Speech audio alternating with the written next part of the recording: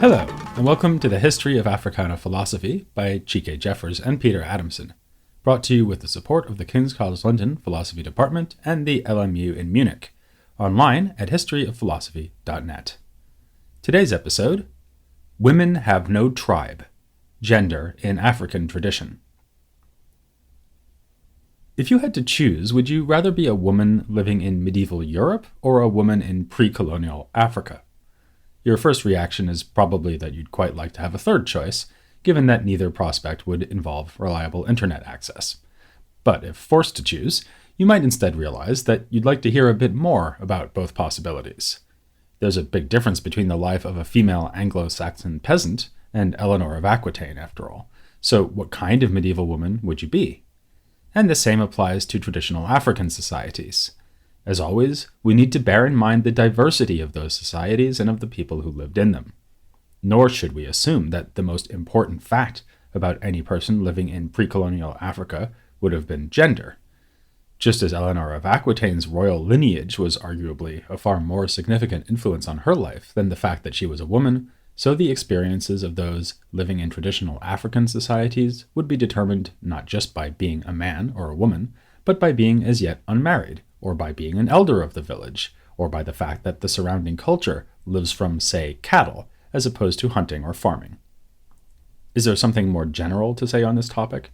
Something that would help to identify a quintessentially and perhaps uniquely African attitude towards gender? One attempt to do just that was made by the Senegalese polymath Cheikh Anta Diop, who died in 1986. He was, among other things, an anthropologist, Egyptologist, and linguist. In a book written in French in 1963, he marshaled these various skills to put forward a bold account of the cultural unity of Black Africa, this being the title of his monograph. Actually, the book is not only about Africa. It begins by criticizing earlier theorists like J.J. Bachhofen and Friedrich Engels, who saw male-dominated, or patriarchal societies as having supplanted more primitive societies that were matriarchal, dominated by women. According to this theory, the rule of men over women simply marks a higher stage of human development, in which spirituality and reason replace barbarism. Diop accepts the basic contrast between two ways of organizing human communities, patriarchal and matriarchal, but he sees the two paradigms as being realized in different places, rather than at different times. As he puts it, humanity has from the beginning been divided into two geographically distinct cradles, one of which was favorable to the flourishing of matriarchy and the other to that of patriarchy. One cradle lies in the north and encompasses, as chance would have it, the lands that usually attract the attention of historians of philosophy, Europe, of course, and more generally the sphere of Indo-European culture. The other cradle lies in the south, and especially in Africa. There is a good reason for the contrast, which comes down to differences in climate. In the north, conditions favored the emergence of a physically demanding nomadic lifestyle. In the south, by contrast, the environment encouraged early adoption of agriculture and a pastoral way of life. In this sort of setting, Diop writes, woman can, in spite of her physical inferiority, contribute substantially to the economic life. These tendencies were then passed on to later generations. Even after the Indo-European nomads of the northern cradle settled down, they kept their women secluded in domestic spaces. But in Africa, women had always been a key part of the workforce and retained their cultural authority. Thus, we see that in ancient Egypt, the pharaoh's claim to rule was established by appeal to matrilineal descent, hence the practice of marrying their sisters. The story of the Queen of Sheba fits nicely with Diop's thesis, as do patterns of inheritance and naming in African society. Even supernatural abilities in traditional African belief are often supposed to be passed on through the mother's side of the family. It is only with the coming of Islam, Diop argues, with its markers of northern patriarchy, that this unifying feature of culture in Africa starts to be undermined.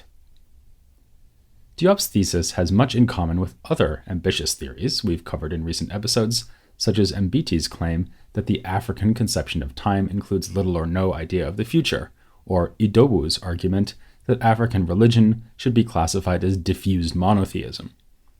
We have found such bold proposals to be useful, in that they point towards genuinely interesting features of traditional African cultures and raise numerous philosophical questions in the process.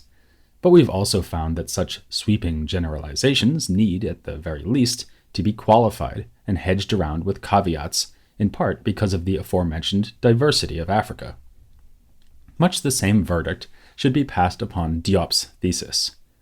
One might, of course, challenge his claims about the northern cradle, but for our purposes, let's focus on his claims about the southern cradle of Africa, asking whether we do find there a widespread tendency towards matriarchy thanks to a widespread pastoral way of life.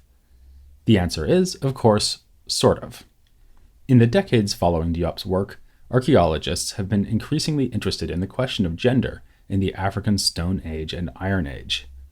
We can begin by noting that both nomadic and pastoral or sedentary ways of life are indigenous to Africa, with sedentary populations sometimes pushing out nomadic ones but never fully eliminating them.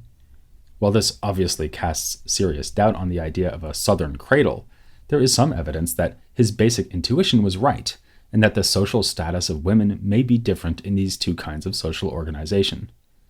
There is some evidence that women can possess more autonomy and outright political power in settled communities. It would be there that we have the phenomenon of female royalty. Yet some anthropologists think that for more typical women, status would have diminished in the transition from migrant to sedentary cultures, the opposite of Diop's hypothesis. In hunter-gatherer populations, there's a relatively egalitarian situation where all group members are providing food.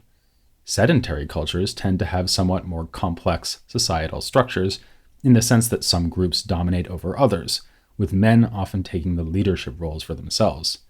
Thus, we see in the case of early Iron Age Africa, so up to about 1300 AD, that there is little evidence for the division of social spaces between the women and men, whereas this does emerge in the late Iron Age, along with practices of male chieftainship.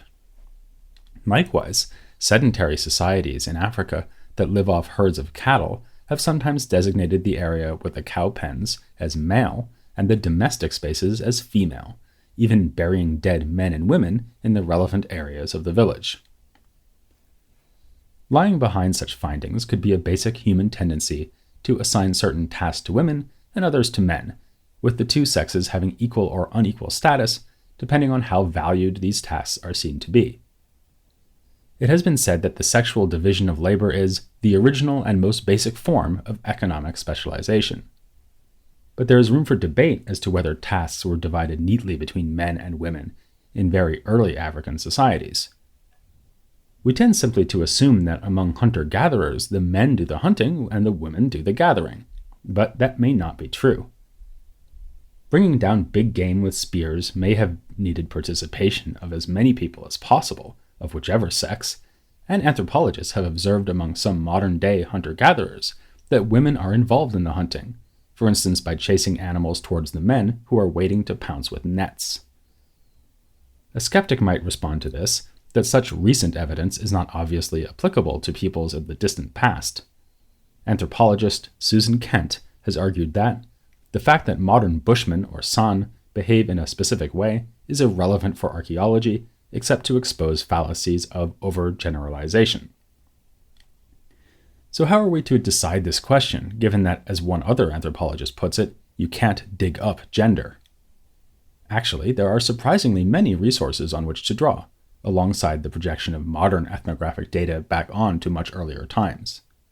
We already mentioned the possibility of finding divided spaces in archaeological dig sites. Here one needs to be cautious to avoid just assuming that, say, the areas with cooking utensils were for women, the areas with weapons for men. Archaeology can also join forces with ethnography. A study of Iron Age sites found ritual objects buried under the smelting pits, which seems to bear out what modern-day anthropologists report about ritual beliefs surrounding traditional African iron-making among the Barongo in Tanzania. They conceptualize iron ore as a maternal stuff that the male smelter works on and shapes, just as the male seed shapes a child in procreation. More explicit, in every sense of the word, evidence can be found in the form of rock art, which across Africa consistently marks the gender of human figures, for instance by depicting the sexual organs of men and the buttocks of women. Rock art also bears out, at least to some extent, the hypothesis that tasks were divided between the sexes, as when showing men with bow and arrow and women with digging sticks. Rock art from the Sahara region has been noted to depict women more often than men, raising the tantalizing possibility that women were dominant among the groups that produced the art. How does Diop's thesis fare if we advance forward in history to more recent sedentary societies that retain a traditional way of life? Here we must go back to our opening point that sexual difference is only one kind of difference, and that even a culture that values males above females may well exalt some females above almost everyone. Consider the report of some Victorian-era British nurses living in Zimbabwe in the 1890s. They encountered a socially powerful woman named Nyaku Wanikwa, who, they reported, accepted tea, passing her mug after drinking to the two men who sat behind her. These were two of her husbands. We were told that she had several, whom she divorced or knocked on the head as seemed most convenient.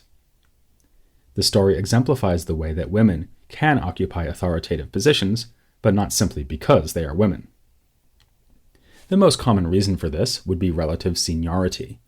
In a group where husbands have authority over their wives, it could still be the case that a senior wife has authority over junior wives and also over younger men. One study has suggested that just this happens among the Akan, with individuals changing their place in the societal power structure as they age. Especially crucial is the transition to adulthood and parenthood, so that men are sometimes mocked for having had no children, and older women take on a role equivalent to that of an adult man.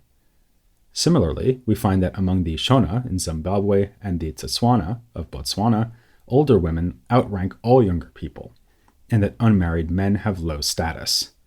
All this is in keeping with the Tswana proverb, "Old people are the pillars of this nation." That a woman can step into a relatively masculine position is confirmed by another of their sayings that exalts women who are able to take over their husband's work if needed. The wife is the man and bull of the family. African religions offer us another context in which to observe nuanced conceptions of gender and the way that gender interacts with other status markers. In many systems, a central place is given to female deities. To go back to Idowu's notion of diffused monotheism, in cultures where a supreme god is recognized, this god is often male, yet often has a female partner. And among people who are actually, human, it is often assumed by ethnographers that women play a subordinate role in religion, but this assumption has been challenged in studies of women who perform as spirit mediums. Like being an elder, being a medium can give a woman a special status and power, linked with her ability to heal or to prophesy the future. Women sometimes dominate the rituals that accompany possession, while the possession itself may be metaphorically described in terms of motherhood or pregnancy. But there is room for doubt as to whether this really amounts to authority or agency for the medium herself. For one thing, the possession is temporary, and the medium's subservience may be reinstated as soon as it ends, much as in Europe, not all that long ago, servants might be served by their masters on Christmas, but kept firmly in their place the rest of the year.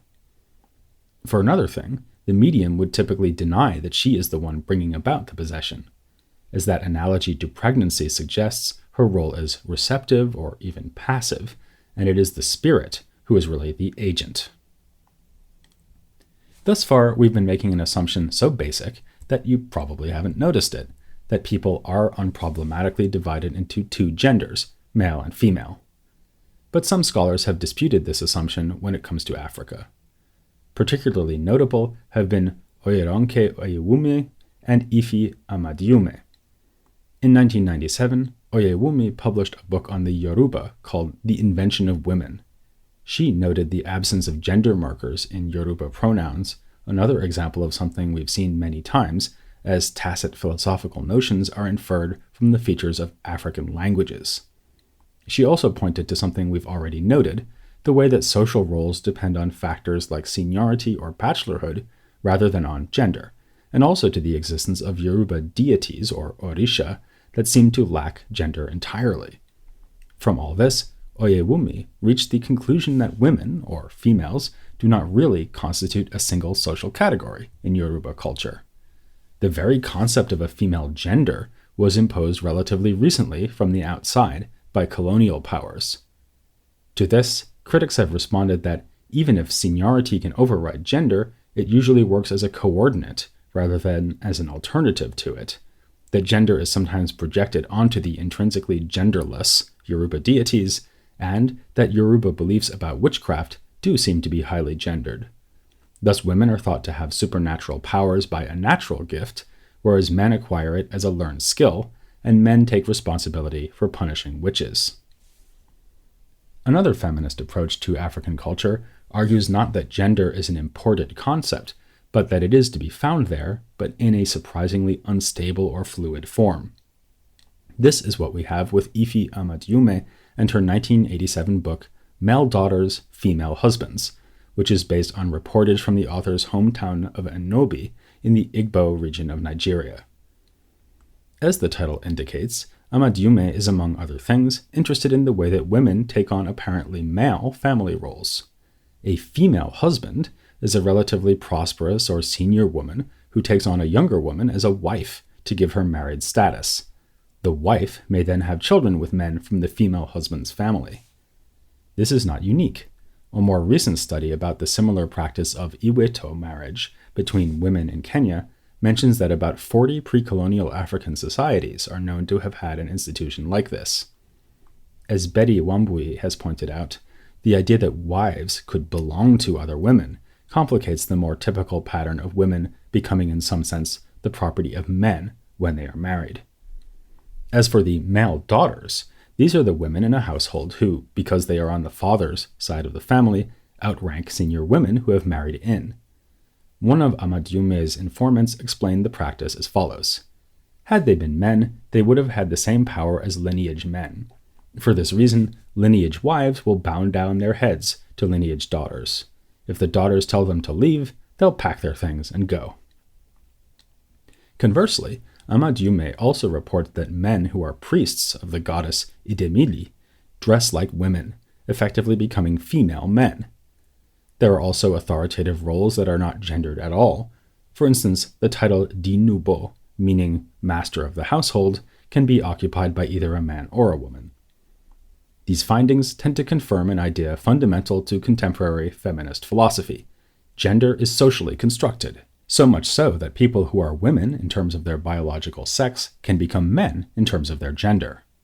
More concretely, it is obvious that, at least in Enobi, there are plenty of mechanisms by which women can accrue social standing and power. This is reflected in religious beliefs.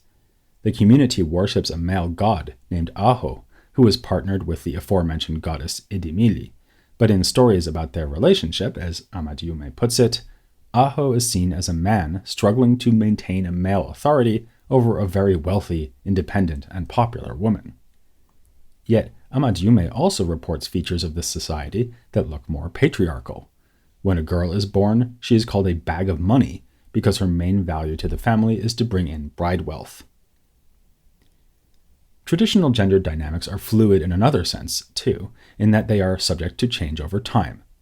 In the colonial and post-colonial periods, there have been rapid transformations in gender roles and relations. Some observers believe that the coming of Christianity has led to greater oppression of women, but such traditional practices as polygamous marriages and the payment of bride wealth, which might or might not be seen as unfavorable to women, are becoming less frequent. Yet change is not only a result of outside influence. African societies have never been static, even in the Stone Age and Iron Age, though change in those periods was no doubt slower in developing. To take just one remarkable example, anthropologists have discovered through analysis of human remains from the coastal region of southern Africa that before about 3000 BC, male and female diets were the same, but after that time a contrast emerges with more shellfish being consumed by the men, who were presumably more directly involved in collecting this resource. A much more recent and more complicated case concerns a people who lived not far from Amadiume's town of Nobi in southeastern Nigeria. These are the Ohafia, who live on the frontier of the territory dominated by the Igbo people. In the 19th century, Ohafia men and women were working at cross purposes, with different ideals of what their ethnic identity should be. The men tended to understand themselves as part of the Igbo and formed their identity around warfare and the capture of slaves. The women, though, attempted to build political alliances with non-Igbo groups, especially through intermarriage.